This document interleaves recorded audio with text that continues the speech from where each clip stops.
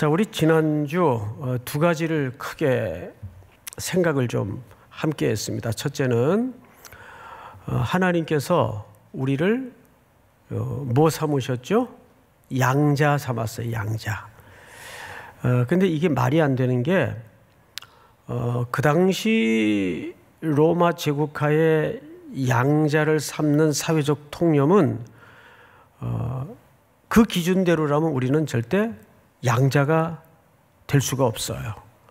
하나님을 배반했고 오히려 배반 정도가 아니라 거스렸던 존재들인데 우리를 양자 삼으셨어요. 근데 어떤 수단으로 방법으로 양자를 삼았죠? 아들 예수 그리스도를 이 땅에 보내셔서 그 죄값을 뭐하게 하셨습니까? 지불하게 하셨어요. 그래서 여러분, 우리가 누리는 구원은 많이들 공짜로 알고 있는데 내가 값을 지불하지 않았을 뿐이지 값이 지불된 겁니까? 안 된 겁니까? 당연하죠. 값이 지불된 거예요. 어느 정도의 가치의 값이 지불되었느냐? 환산할 수 없는 값이 지불되었어요. 하나님의 아드님의 생명을 십자가에 제단에 대속의 제물로 드린 값이 지불된 겁니다. 그러니까 구원은 공짜입니까? 값이 지불된 겁니까? 값이 지불된 거예요. 단지 구원은 은혜라, 선물이라, 공짜라라고 표현할 수 있는 표면적 이유는 하나예요. 내게 지불될 능력이 없으니까. 우리는 근본적으로 존재 자체가 파산된 존재예요. 기독교의 복음은 여기서부터 출발하지 않으면 성립이 안 돼요. 믿습니까? 우리는 파산된 존재입니다. 그런데 우리를 양자 삼으셨어요. 그러면 양자를 삼았을 경우에는 그 이유가 있을 거 아니에요. 왜 양자 삼았다고요? 이유는 하나예요. 그리스도와 공동의 상속자로서 유업을 얻도록 하기 위해서. 믿습니까? 이것이 지난주 주된 내용이었습니다. 하나도 기억이 안 나죠. 이거 당연한 겁니다. 설교한 저도 기억이 안 나요. 근데 뭐 기억이 새록새록 난다는 것은 어렵죠. 예. 그래서 이렇게 한번 설교 전에 본론 들어가기 전에 리뷰를 하는 겁니다. 자, 거기까지가 우리가 지난주 다뤘던 내용인데 하나 과제를 남겼었어요. 과제. 사실 3절서부터 14절까지는 한 문장으로 되어 있다고 말씀을 드렸고 그 총 주제는 찬송하게 하려 하심이라. 그래서 오늘 우리가 집중적으로 나눌 내용은 과연 하나님의 은혜를 찬송하게 한다는 게 무슨 뜻일까? 거기에 우리가 좀 초점을 맞추어서 순서를 설명해 나가도록 하겠습니다. 오늘 본문 첫 절을 보시면 이렇게 되어 있죠. 7절을 볼까요?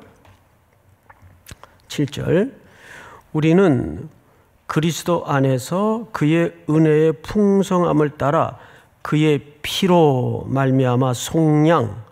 여러분, 이 속량이라는 개념은 누군가 값을 지불하고 자유케 해준다 그 뜻이에요. 그러면 우리가 어디 묶여 있었나? 여러분, 어디에 묶여 있었는지 모르세요? 예, 우리는 죄에 묶여 있었어요. 근본적으로 사탄의 앞잡이 노릇을 했었습니다. 그런데 예수 그리스도께서 지불하셨어요. 그리고 우리를 원론적으로는 그 죄로부터 완전히 자유하게 하셨습니다. 여러분, 그 자유케 된 사실을 믿으십니까? 예. 그럼에도 여전히 내게는 옛 육체의 향수와 습관과 그림자가 남아있어요? 남아있지 않아요? 남아있죠. 그럼 어떡하죠? 그럼 그리스도의 피값은 뭐가 되는 거예요? 예, 하나님은 항상 순서를 이렇게 진행하십니다. 이미 다 완불해놓고 다 지불해놓고 그 다음에 이것을 공간과 시간과 인생이라는 세월 속에서 만들어 가시는 거예요. 이제 오늘 그 얘기를 좀 우리가 구원론적 차원에서 나눌 텐데 어렵습니다. 그래서 혹 듣다가 이해가 안 되면 여러분 탓이 아니고 오늘 송 목사가 설명이 좀 부족하구나 이렇게 이해를 하시면 피차 부담이 없을 것 같아요. 그러나 그 가운데 성령께서 도와주실 줄을 믿습니다. 자, 그러면 이제 7절을 다시 보세요. 그의 피로 말미암아 속량 곧 죄사함을 받았느니라. 자, 그런데 5절을 다시 한번 보십시다. 5절. 여러분 한번 같이 읽어볼까요? 시작. 그 기쁘신 뜻대로 우리를 예정하사 예수 그리스도로 말미암아 자기의 아들들이 되게 하셨으니. 네, 여기 자기의 아들들이 되게 하셨고 우리를 속량하셨어요. 예를 하나 들게요. 이해가 적절할는지는 모르겠습니다만 이해를 돕는 데는 좀 도움이 될 것 같아요. 내가 우리 아들을 어디 좀 데려가려고 그래요. 데려가려고 그러는데 얘가 집안에 안 보여요. 나가서 노는 것 같아요. 어린이를 기준으로 얘기하는 겁니다. 그래서 나가서 찾았어요. 얘 어디 있나 했더니 어린이 놀이터에서 거의 땅바닥하고 붙어가지고 그냥 진흙탕에 그냥 구정물을 뒤집어 쓰고 애들하고 얼굴에 검댕이 묻히고 난리가 났어요. 그래서 붙잡아가지고 집으로 들어가자 해서 데리고 이제 들어갔어요. 그럼 들어가서 제일 먼저 집안에 어디로 데리고 들어갈까요? 목욕탕으로 데리고 들어가겠죠?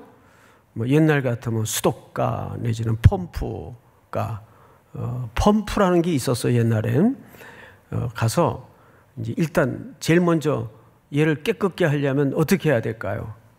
그 구정물 때국물 묻은 옷을 일단 싹 벗겨야 돼요.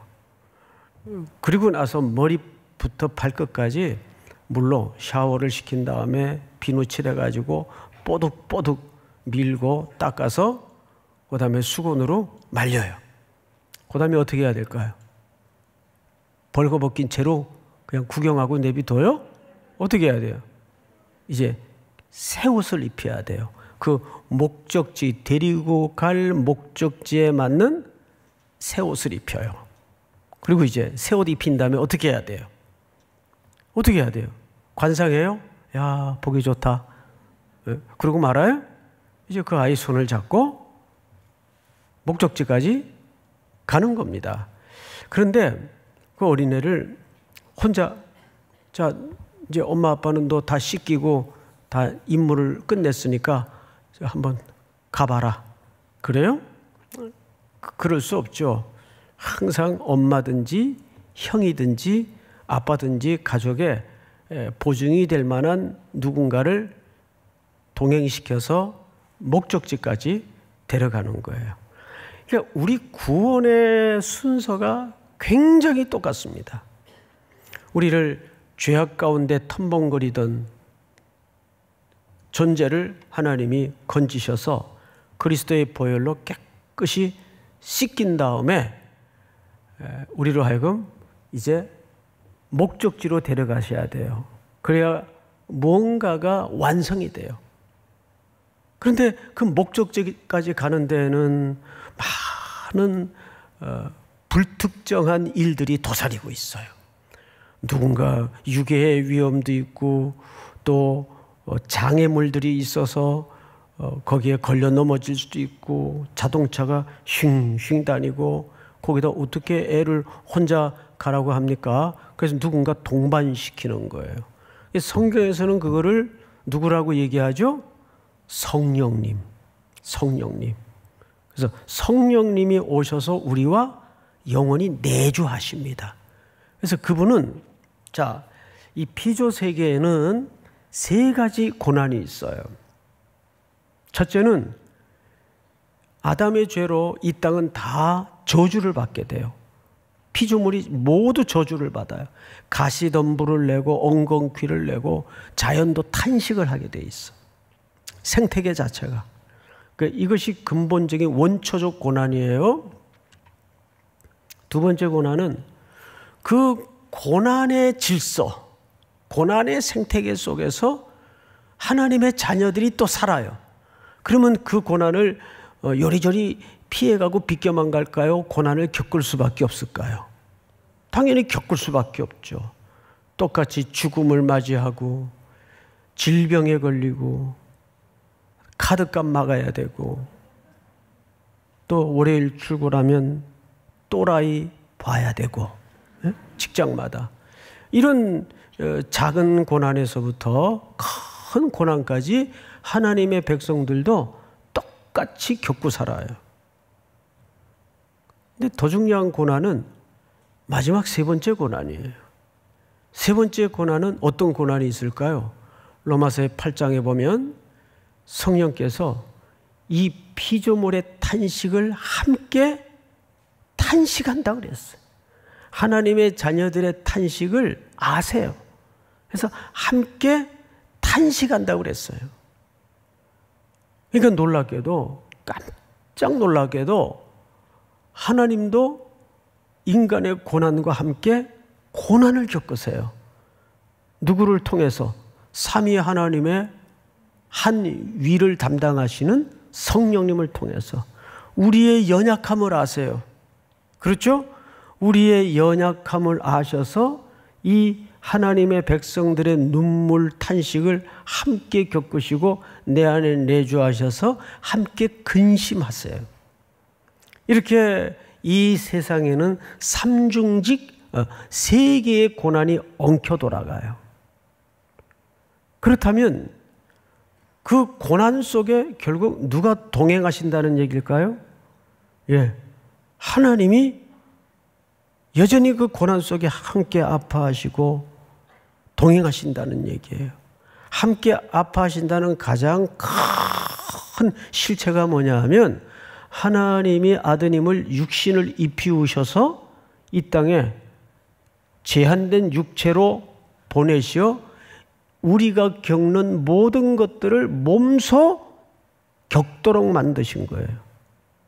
그래서 하나님은 우리의 그 연약함, 유한함을 아주 미세한 부분까지 다 체휼하시고 경험하시는 분이에요. 그래서 우리의 눈물도 아시고 좌절도 아시고 넘어짐도 아시고 실패도 너무 확실하게 아시는 분이에요. 그 길을 지금 성령님을 보내셔서 보증으로 함께 하고 계시다는 뜻입니다. 그러면 과연 지금 우리가 가고자 하는 목적지는 아니 그런 고난 속에서 뭐 어떻게 하나님을 찬송하라는 얘기인가? 뭐 흉내라도 내라는 얘기냐? 뭐 억지로라도 하라는 얘기냐? 찬송은 그럴 수가 없죠. 찬송을 흉내를 내거나 형식적으로 그건 찬송이 아니고 억지로 하는 것도 찬송이 아니죠. 그건 진정한 노래가 아니에요. 자, 이제 그 여정을 쫓아서 한번 다시 성경으로 눈을 돌려보겠는데요. 9절은 오늘 우리 찬양대원들이 한번 같이 읽어볼까요? 찬양대원들 시작. 그 뜻의 비밀을 우리에게 알리신 것이요 그의 기뻐하심을 따라 그리스도 안에서 때가 찬 경륜을 위하여 예정하신 것이니. 네, 여기 보시면 크게 우리가 유념해야 될 두 단어가 있어요. 첫째는 비밀이라는 단어예요. 비밀. 미스테리온. 비밀이라는 단어예요. 또 두 번째는 경륜이라는 단어. 때가 찬 경륜.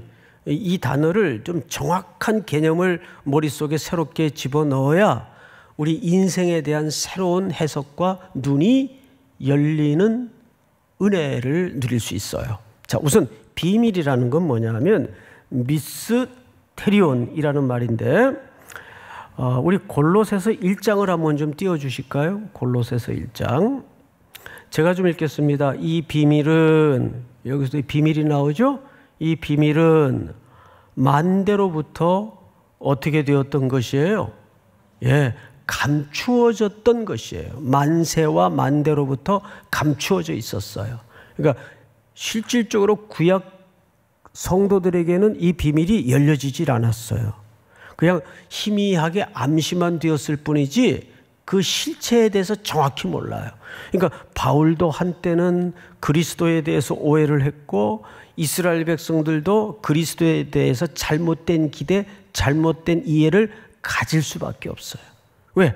만대와 만세로부터 감추어졌던 것이에요. 그런데 이제는 그의 성도들에게 나타났고, 나타났다라는 말은 감추어졌던 것들이 열어졌다 그 말이에요. 보여졌다 그 말이에요. 성취되었다 그 말이에요. 그러면 여기에 그 혜택을 누리고 있는 사람들을 뭐라고 표현했는가 하니 그의 성도들에게. 그러면 그 비밀은 만대로부터 만세로부터 감추어졌던 것인데 오늘 여러분들에게는 어떻게 되었다는 얘기죠? 열어져 있다는 얘기예요. 이 비밀이 뭘까? 다음 절 한번 볼까요? 우리 전체가 한번 같이 읽겠습니다. 시작. 하나님이 그들로 하여금 이 비밀의 영광이 이방인 가운데 얼마나 풍성한지를 알게 하려 하심이라. 이 비밀은 너희 안에 계신 그리스도시니 곧 영광의 소망이니라. 아멘. 놀랍게도 이 비밀의 실체가 누군가 봤더니 이 비밀은 너희 안에 계신 누구세요? 예, 그리스도가 만대와 만세로부터 전에서부터 감추어져 있던 비밀의 실체예요. 그러니까 이 비밀이 왜 중요하냐면 모든 이 우주와 역사와 인생의 경륜의 정점, 절정은 그리스도 안에서 완성되도록 하나님이 계획하시고 설계하셨기 때문입니다. 그리스도시니 곧 영광의 소망이시니라. 자, 그러니까 이 내용은 사실 이렇게 뭐 몇십 분 안에 또 이게 딜리버리도 부족한 인간이 설명하고 다 이해를 시키기에는 사실상 불가능해요. 다시 한번 말씀드리면 여기서 비밀이라는 것은 미스테리온이라는 말인데 이 말은 그 실체가 그리스도예요. 그러니까 모든 역사의 귀결은 이 그리스도 안에서 다 완성이 되고 그분을 통해서 이루어지도록 돼 있어요. 자, 우리 로마서 13장을 한번 볼까요? 그 개념을 좀 제가 이해를 위해서 한번 인용을 좀 하겠습니다. 로마서 13장. 간음하지 말라, 살인하지 말라, 도둑질하지 말라, 탐내지 말라 한 것과 그 외에 다른 계명이 있을지라도 네 이웃을 네 자신과 같이 사랑을 하신 그 말씀 가운데 다 뭐 하였느니라? 이 들었느니라라는 말을 리스닝 했다 그 얘기가 아니에요. 예? 네 이웃을 네 자신과 같이 사랑을 하신 그 말씀 가운데 다 포함되어 있다 그 뜻이에요. 다 들어있다. 예? 들었다 그 얘기가 아니고 그 안에 있다 그 뜻이에요. 그러니까 이 역사, 우주의 경영, 비밀은 다 그리스도 안에 들어있는 거예요. 그래서 그분이 설명되지 않으면 우리는 하나님의 주권, 경영, 하나님의 손길을 이해할 수가 없어요. 자, 이 정도로만 여기서는 이해를 하고 그 다음에 다시 9절로 가보시면 그 뜻의 비밀을 우리에게 알리신 것이요 그의 기뻐하심을 따라 그리스도 안에서 때가 찬 뭐를 위하여? 경륜을 위하여 예정하신 것이니 여기 경륜이라는 말은 그 비밀이신 그리스도의 계획을 얘기하는 거예요. 그분의 계획은 누구의 계획도 되겠죠? 아버지의 계획이 되는 거예요. 어제 그 프리미어 리그 영국의 EPL 리그가 시작을 했어요. 그거 잘 모르시죠? 예, 축구 좋아하는 사람들은 그날만 기다리는 분들이 열혈 팬들이 많은데 저도 뭐 다시 보기로 늘 그 EPL 축구를 봅니다만은 작년에, 그러니까 지난 리그의 EPL 득점 왕이 혹시 누구였는지 아세요? 네, 우리 국보급 존재인 손흥민 선수가 EPL의 득점 왕을 했어요. 그러니까 제가 볼 때는 실질적인 득점 왕이 손흥민 선수입니다. 살라하고 공동 1위를 했는데 살라는 이 페널티킥이 그 안에 5골이 포함되어 있어요. 근데 손흥민 선수는 오로지 필드골만으로 23골로 득점왕을 했는데, 여러분 축구 별로 안 좋아하는 분들은 이게 얼마나 어마어마한 건지 잘 모르실 거예요. 굉장히 아시안 사람으로서는 이 불가능한 일이에요. 근데 그 어린 소년이 독일에 있다가 거기서 두각을 나타내서 토트넘으로 스카우트가 됐는데, 처음 1, 2년은 그 적응하느라고 굉장히 고생을 했어요. 왜냐하면 제가 볼 때 이제 세계 크게 3대 리그가 있는데, 이거 왜 축구 얘기를 계속 내? 어쨌든 설교를 위해서, 설교를. 그 스페인 리그가 있고, 라리가라 그러죠, 라리가. 그 다음에 독일 분데스리가가 있어요. 프랑스 리그는 조금 떨어지고, 그 다음에 K리그였으면 얼마나 좋겠어요. EPL 리그가 있어요. 이게 3대 리그가 있는데, 가장 체력이 많이 필요하고 거친 리그가 EPL 리그입니다. 잉글랜드, 영국에서 진행되는 리그예요. 여러분, 거기서 그 아시안이 체구도 이렇게 뭐 축구 선수로서는 큰 편은 아니에요. 키가 좀 크긴 하지만 얼마나 힘들겠어요. 그래서 다시 유소년 청소년기를 보냈던 독일로 돌아가려고 그랬어요. 그때 당시 감독이었던 포체티노라는 이 감독이 그런 마음을 감지하고 손흥민 선수를 불렀어요. 딱 한마디에 손흥민 선수가 마음을 바꾼 겁니다. 뭐라고 얘기를 했는가 하면, 내 계획 안에 네가 있다. 예? 이런 걸 좀 감동을 받으셔야지. 얼마나 멋진 말이에요. 예? 네가 지금은 적응하느라고 힘겹지만 나는 너를 일찍이 자질을 보았고, 그래서 너를 이 잉글랜드 리그로 스카우트를 한 거니까 내 계획 안에 반드시 네가 있다. 이 한마디에 우리 손흥민 선수가 마음을 바꾼 거예요. 결국 한 5년 만에 세계적인 최고의 리그의 득점 왕이 됐지 않습니까? 또 그것이 무슨 저절로 된 거겠어요? 감독들의, 코치들의, 동료들의 지원과 강렬한 트레이닝을 통해서 만들어진 거 아니겠어요? 그런 거예요. 그러니까 여기서 경륜이라는 것은 하나님의 계획을 얘기하는데, 하나님의 계획 안에 누가 있는 거예요? 누가 있겠어요? 그렇죠. 우리가 있는 거예요, 우리가. 예? 좀 놀라보세요. 예? 그 비밀을, 경륜을 공유한다는 것은 어마어마한 연대감을 갖게 하는 거예요. 제가 일부 때도 예를 제가 잘못 든 건지 모르겠는데 별로 감동들을 안 하시더라고요. 잠이 덜 깨서 그런지 모르겠는데, 무슨 얘기를 했는가 하면, 이 서울역 지금 이 철로가 지상에 나와 있지 않습니까? 저게 곧 이제 지하로 들어간다 그래요. 그 밑에 사실은 이 세계의 금을 다 끌어모아도 부족할 정도의 어마어마한 이 금이 이 밑에 감춰져 있는 거예요. 근데 이 비밀은 철로 옆에 오랜 세월을 묵묵히 견뎌낸 삼일교회 성도들밖에는 몰라요. 이 비밀을. 예를 드는 거예요, 예를. 그럼 얼마나, 이건 뭐 인생 반전 정도가 아니죠. 대박이 나는 거예요, 대박이. 이게 실감이 잘 안 되면 아파트 분양으로 한번 예를 들어보십시다. 어느 모처에 정부에서 10년 안에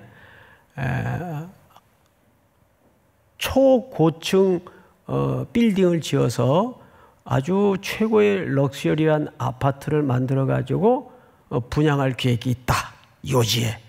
근데 그거를 딱 12명밖에 몰라요. 그 사람들은 얼굴만 봐도 서로 흥겨운 거예요. 예? 곧 대박이 날 거니까. 그걸 알고 있는 사람들이니까. 그리고 이게 무슨 개인 사업자가 가지고 있는 계획이 아니라 정부가 방침을 정해놓고 이미 예산까지 투입해서 다 딱 이제 오픈만 남겨놓고 있는 계획이에요. 근데 12명밖에는 그 비밀을 몰라요. 얼마나 어마어마하겠어요. 그러니까 누가 건드려도 짜증이 안 나요. 앞에 닥쳐질 그 대박을 생각하면 누가 좀 내게 경제적인 푼돈에 해당하는 손실을 입혔다. 에이, 잘 먹고 떨어져라. 그러지? 거기에 목숨 걸까요? 목숨 안 걸죠. 그거하고는 비교할 수 없는 영광의 실체가 내 앞에 있는데 이제 확 다가오죠. 예? 이 개념이. 그런 거예요. 그런 의미에서 우리 9절을 다시 한번 읽어보세요. 9절 다 같이 시작. 그 뜻의 비밀을 우리에게 알리신 것이요 그의 기뻐하심을 따라 그리스도 안에서 때가 찬 경륜을 위하여 예정하신 것이니. 네. 하나님이 계획을 할 게 아니라 이미 예정을 했단 말이에요. 그것에 대해서 믿으십니까? 네. 우리가 그 안에 있어요. 그 안에. 그래도 고난은 비껴갈 수 없잖아요. 그 현실적으로 맞는 얘기를 하셔야지. 그럴 수 있어요. 자, 그러면 이렇게 한번 생각을 좀 바꿔보십시다. 예수님이 말씀하신 거예요. 너희 머리털까지 어떻게 하셨다고요? 세신 바 되셨다. 여기 자기 머리털 개수 알고 사는 사람 있어요? 예? 있어요? 없죠. 예. 우리 인간이 뭐 이렇게 많이 아는 것 같아도 콧구멍에 털 개수도 모르고 살아요. 예? 그럼 면적도 얼마 안 되는데. 그래요, 안 그래요? 몰라요? 근데 하나님은 우리의 머리털까지 헤아리시고, 또 하나 무심히 길거리에 피어있는 백합화도 기르고 먹이시고, 하늘에 무심히 날아다니는 새도 그분의 허락 없이는 땅에 떨어뜨려짐이 있을 수가 없어요. 이거 제 말이에요? 예수님 말씀이에요? 예수님 말씀이에요. 창조주요 주권자이고 주인이신 분의 얘기예요. 하물며 피로 값주고 사신 하나님의 백성들에 대해서 더할까요? 덜할까요? 더하는 정도가 아니죠. 게다가 또 하나 우리가 깊이 유념해야 될 것은 몇 절을 보시냐면 13절을 보세요. 그 안에서 너희도 진리의 말씀 곧 너희의 구원의 복음을 듣고 그 안에서 또한 믿어 약속의 성령으로 뭘 받았어요? 자, 여러분 앞을 보실까요? 약속의 성령이라는 것은 성령님이 그 일에 인쳤다는 말은 보증이 되셨다는 뜻입니다. 이 보증이라는 말은 다운 페이먼트, 그러니까 선불, 선금이라 그러죠. 우리 보통 무슨 집을 산다든지 물건을 사기 전에 큰 덩어리나 액수들은 반드시 뭘 지불해야 돼요? 계약금. 계약금 보통 몇 프로 하죠? 10%. 이제 미국 같은 경우에도 아파트를 얻으려면 3개월치를 미리 내야 돼요. 3개월치를. 마찬가지예요. 그래야 이 사람이 이 집에 확실히 살 사람이구나 그 확인이 되기 때문에 성령님이 우리에게 그 보증이 되신다는 거예요. 그러면 우리를 위해서 하나님은 이 보증금을 얼마나 지불하셨을까요? 보증금을 얼마 지불하셨어요? 제가 아까 얘기했잖아요, 분명히. 아드님을 십자가에 지불하신 거예요. 구원은 공짜가 아니라 그랬죠. 예를 들어서 제가 어떤 계획을 갖고 있는가 하면, 우리 딸내미를 세계적인 정말 그 피아니스트로 만들어야 되겠다 계획을 했어요. 제 마음이 확고해요. 그래서 이제 다 수소문을 해가지고 그랜드 피아노, 최고가의 그랜드 피아노를 수소문을 했는데 딱 한 대 50억짜리가 있대요. 한 대에. 이게 뭐 건반이 장난이 아닌 거예요. 그래서 그거를 살려니까 이게 혹 그 사이에 누가 채갈지도 모르겠어서 제가 그냥 50억 완부를 하고, 이거 생각만 해도 좋아요. 완부를 하고 집으로 배달을 시켰어요. 근데 우리 딸내미가 학교 갔다 오다가 뭐 집에 뭐 이삿짐이 들어가고 보니까는 아빠가 늘 입버릇처럼 얘기하시던 그 피아노가 들어오는데 50억짜리가 들어오는 거예요. 근데 아빠 이거 그 계약금 얼마 걸었어요? 완부를 했다. 그러면 얘가 머리가 좋은 딸내미 같으면 아빠가 나에 대한 이 피아니스트를 만들겠다는 계획이 그냥 하다가 걷어치울 계획이 아니구나. 이거는 반드시 하고 말아야 될 계획이구나. 내가 아빠 고집을 알지. 정신 차리고 바이엘서부터 다시 연습해야 되겠다. 야, 50억짜리 피아노에다가 바이엘을 그렇게 하는 거예요, 원래. 연습을 해야 되겠다. 똑똑한 애 같으면 그런 마음을 가져야 정상 아니에요? 그런데 가끔 가다가 이게 과연 내가 정말 해야 될 일인가 안 해야 될 일인가 방황도 하게 되고, 또 예술하는 아이들은 그런 고민들이 실제 많아요. 내게 정말 소질이 있는 건가, 내가 이 소명이 있는 건가, 이런 걸로 흔들릴 때가 많아요. 그러면 50억짜리 피아노를 배달을 시켜가지고 집안에 들여놓은 아버지가 에이 너 안 되겠다 그냥 간둬라 그러겠어요? 50억이면 인생을 건 행위인데, 그리고 그분은 성령님을 통해서라도 보증하셔서 어떻게 하든지 하겠어요, 안 하겠어요? 한단 말이에요. 인간의 불성실과 연약함을 뚫어내고 그것이 마무리되기까지 성령님을 내 안에 영원히 내주시켜서 이루고야 마시겠다는 하나님의 강력한 의지가 십자가에 나타난 거예요. 그러니까 정신이 혼미해질 때마다 십자가 사건을 다시 한번 묵상하셔야 돼요. 왜 그렇게까지 하시는가? 왜? 여러분, 이제 10절, 오늘 본문의 절정인데 10절을 다 같이 한번 읽겠습니다. 시작. 하늘에 있는 것이나 땅에 있는 것이 다 그리스도 안에서 통일되게 하려 하심이라. 여기 통일이라는 말은 오늘 그 하이라이트입니다. 땅에 있는 것이나 하늘에 있는 것이 다 그리스도 안에서 못되게 하신다고요? 통일되게 하신대요. 통일. 통일이라는 말은 뭐 우리가 그냥 남북 통일처럼 하나가 돼야 된다, 이념을 하나로 만들어야 된다, 이런 물리적인 개념이 아니고, 이 통일이라는 말은 정확하게 그 머리라는 말에서 뿌리가 나와서 머리, 뿌리라는 얘기예요. 머리라는 말은 아나케팔라요라는 말을 쓰는데, 이 통일이라는 말이 이 단어에서 어근을 찾을 수가 있어요.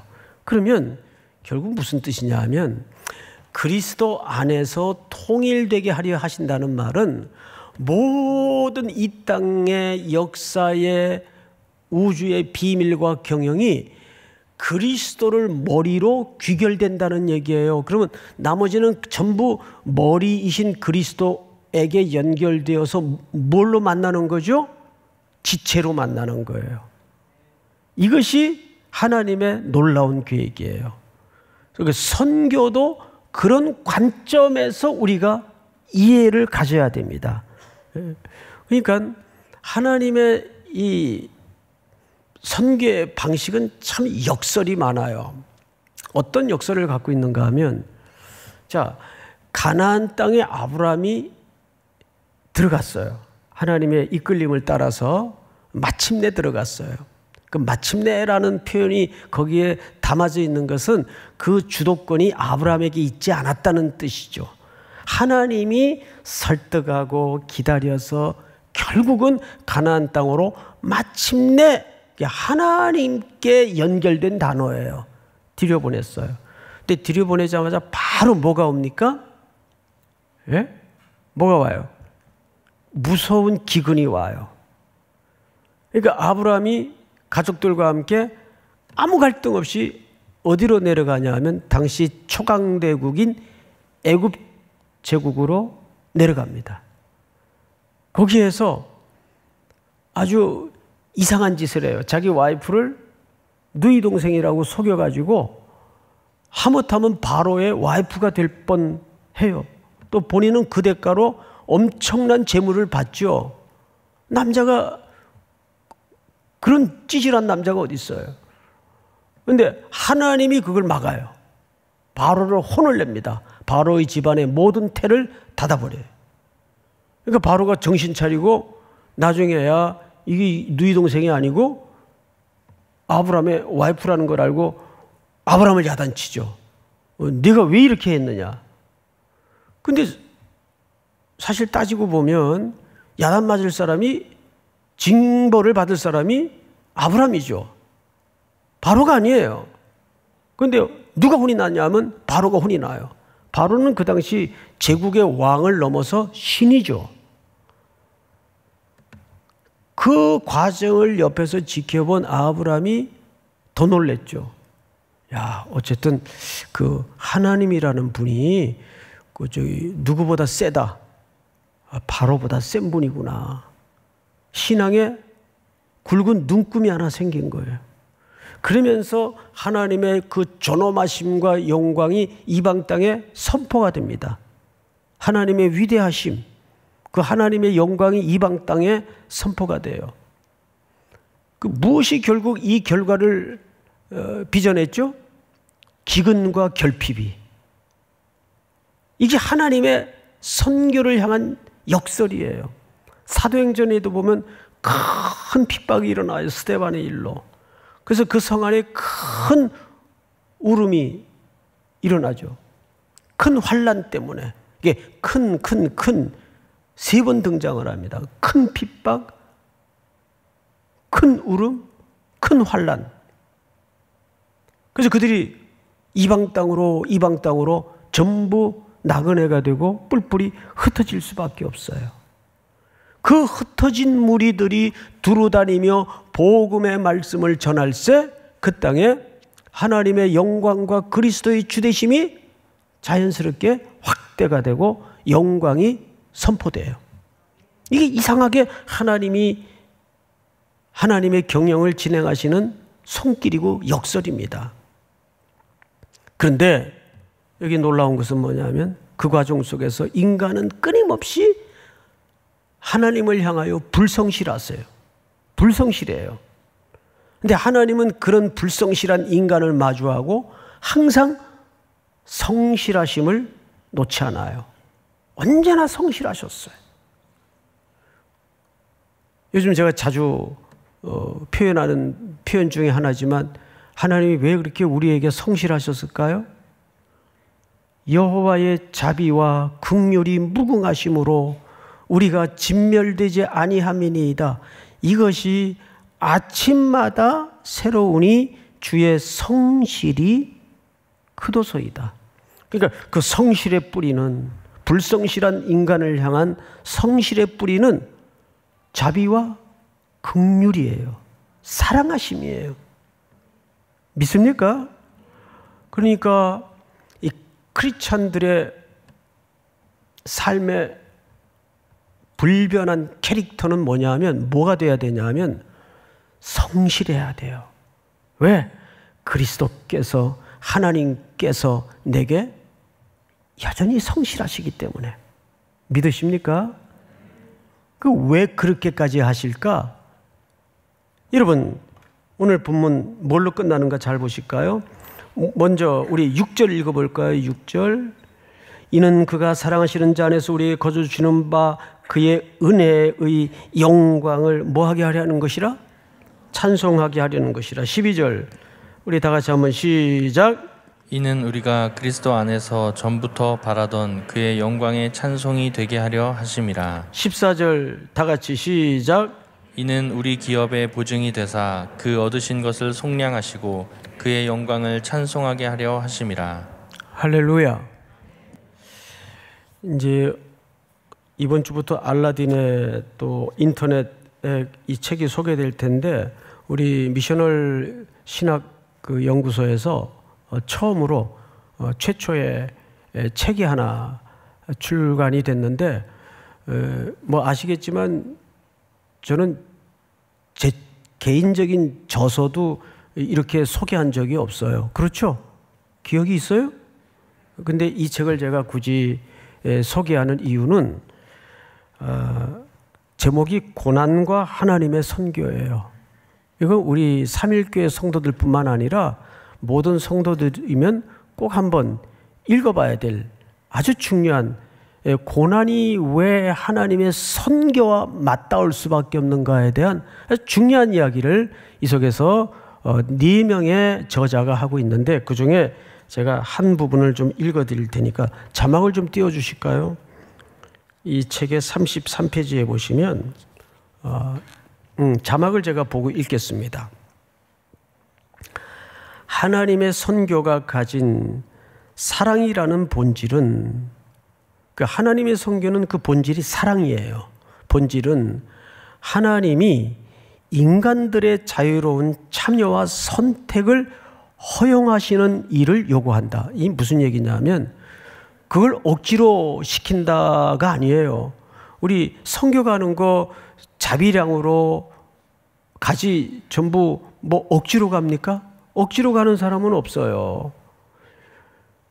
그러므로 성도가 고난을 받을 때에 주신 이도 주님이시오 거두신 이도 주님이시니 주님의 이름이 찬송을 받으실 것이라고 고백한다면, 사탄의 정사와 권세들은 아니야, 그럴 수는 없어 라며 패배에 울부짖을 것이다.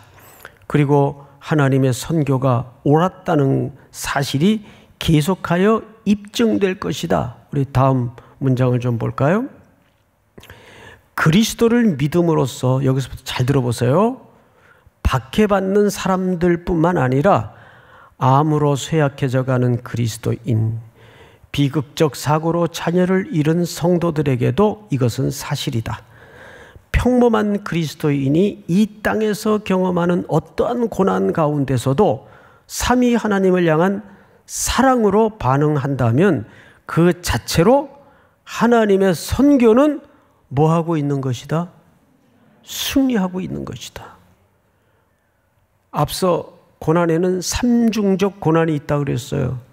이것이 사실은 이 세상에 병들어서 일어나는 증상들일 수밖에 없는데, 거기에 모든 하나님의 백성들이 똑같이 반응하고 똑같이 죽는다 그러고 못 살겠다고 반응한다면 누가 쾌재를 부를까요?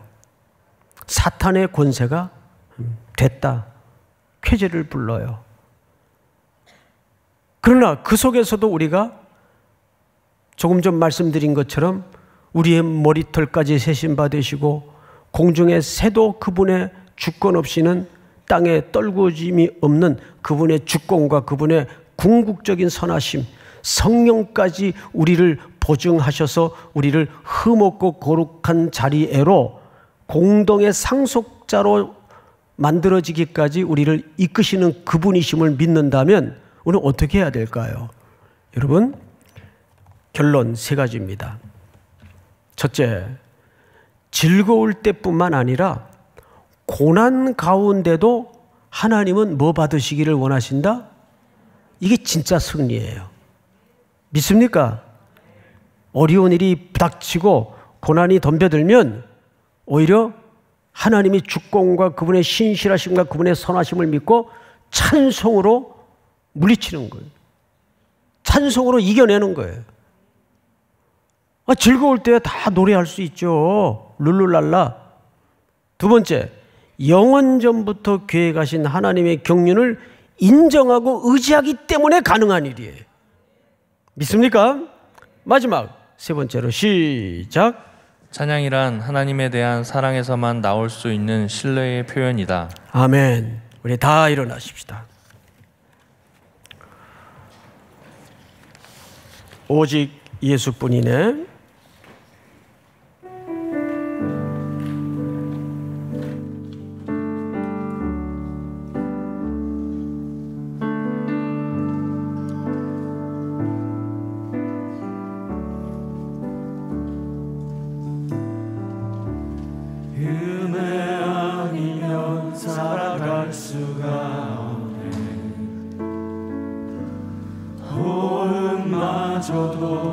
다 주의 것이니 세상 평안과 위로 내게 없어도 예수 오직 예수뿐이네.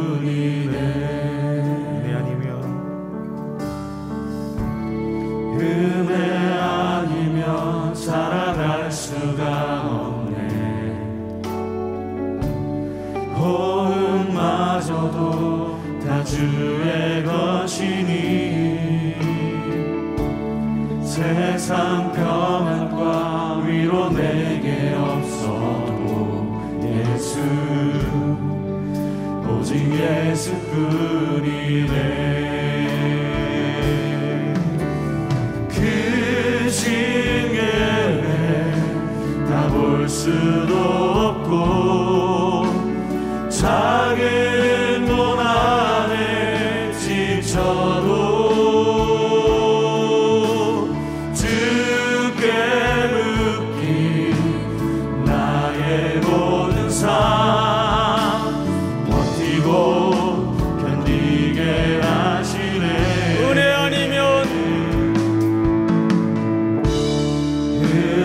아니면 살아갈 수가 없네. 나의 모든 것 다 주께 맡기니 나의 모든 것 다 주께 맡기니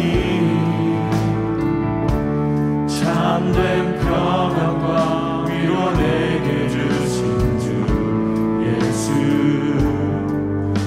오직 예수뿐이네. 예수 오직 예수뿐이네. 오직 예수뿐이네. 하나님 아버지, 오늘도 주신 말씀 앞에 다시 한번 힘겨운 걸음을 일으키며 점원을 나섭니다. 매일 각양각색의 고난과 어려움이 우리를 덮치고 덤벼들지라도 주신 말씀 다시 한번 붙들고 성령의 보증을 믿고 그분과 동행하며 우리의 입술에 결국은 하나님을 찬송케 하실 분임을 믿습니다. 모든 이 땅의 역사와 우주의 경영이 그리스도께로 귀결되는 그 은혜를 모든 성도들이 누리게 하시고 보게 하여 주시옵소서. 지금은 우리 구주 예수 그리스도의 은혜와 하나님 아버지의 사랑과 성령님의 교통하심이 머리 숙여 경배를 드리는 사랑하고 사랑하는 귀한 3일의 성도들, 해외, 국내, 멀리 출타해 있는 가족들, 복중의 생명까지 영원토록 함께 있을지어다. 아멘.